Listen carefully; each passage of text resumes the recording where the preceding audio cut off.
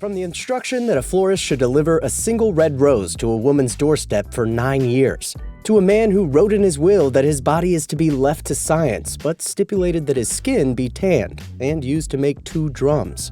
We take a look through 10 of the strangest things left in people's wills. Number 10. Rose of Love. The great U.S. comedian Jack Benny got married to his wife, Mary Livingstone, and they both lived together for 48 years before he died of cancer a day after Christmas in 1974. But even in death, he never forgot to tell her how much he loved her. Jack, in a bid to get the right message to the right person and at the right time, left in his will the instruction that a florist should deliver a single red rose to Mary's doorstep every day for the rest of her life. A wish that was upheld for the next 9 years that Mary lived. You can call that the Rose of Love. Number 9. The Hungry One. John Bowman seemed to be a man that believed so much in reincarnation, and last wishes were made in a quest to prepare for what he thought was a supernatural inevitability.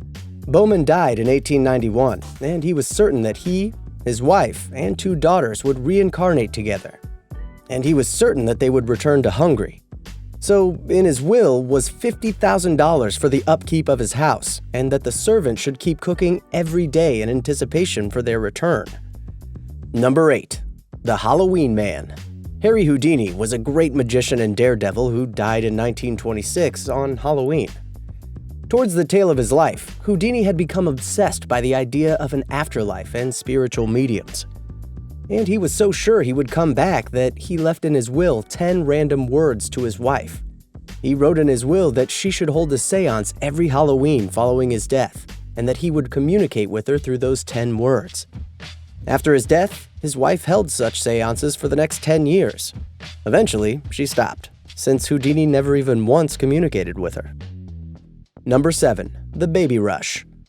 Charles Miller was a Canadian investor, and he died a childless bachelor in 1926. He was known for having a good sense of humor, and his will somewhat reflected a funny and creepy side of him. He stated in his will that his vacation house in Jamaica should be left to joint ownership of 3 people that he knew hated one another.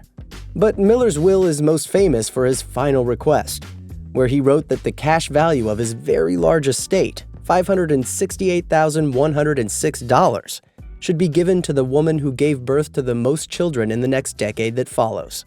And in 1938, 4 winners split the prize after giving birth to 9 babies each. Number 6. The Birthday Gift.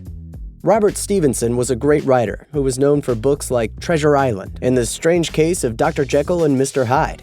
His will was also a strange case. He left his friend Annie H. Ide his birthday date. Ide had confided in Stevenson about the troubles of being born on the same day with Jesus, aka Christmas. Stevenson, for his part, understood her frustration, so much in fact, that he gave her his own birthday when he died. The writer left her November 13th as a new birthday, but not without some clauses. Number 5. The Millionaire Dog. Leona Helmsley was a famous hotelier, and who was to even become more famous after her death. The Queen of Mean left a whopping $12 million to her Maltese, Trouble, while cutting 2 of her grandchildren out of her will completely. Her other 2 grandchildren didn't get off the hook entirely. Their inheritances were based upon their regular visits to their father's grave, where they would have to sign a registration book to prove they had shown up. Number 4. Smokes in the Air. Samuel Bratt was a man who loved to smoke his cigar quietly, but for some reason his wife never liked him smoking, and she found a way to stop him.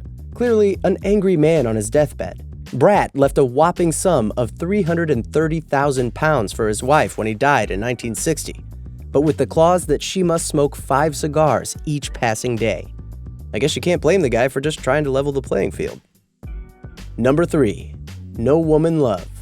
Iowa attorney T.M. Zink, who died in 1930, had such a strong hatred for women that he left $35,000 in trust for 75 years, at the end of which time the money would have increased to $3 million, enough to found the Zink Womanless Library. He clearly stated in his will that no work of female authors or artists should be on display. He prohibited female patrons, and there should be no sign of feminine touch inside the library. And every door would bear a sign with the words, "No women allowed." The misogynist left his own daughter a meager sum of $5, and his wife was given nothing. Number 2. The Skin Drum. Solomon Sanborn was an American hat maker who died in 1871. He wrote in his will that his body is to be left to science, but stipulated that his skin be tanned and used to make 2 drums.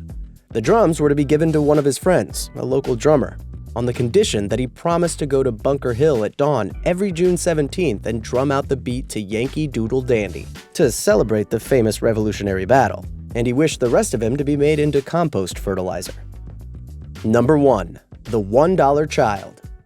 William Hearst was an American newspaper publisher who built the nation's finest newspaper chain and whose methods immensely influenced American journalism.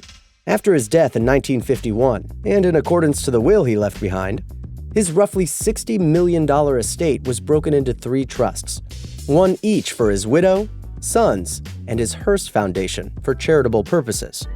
Hearst's will, however, includes a $1 inheritance scheme to anyone who could prove that he or she was a biological son or daughter of him. So tell us, what would you leave in your will? Let us know in the comments down below, and don't forget to subscribe for more videos every day.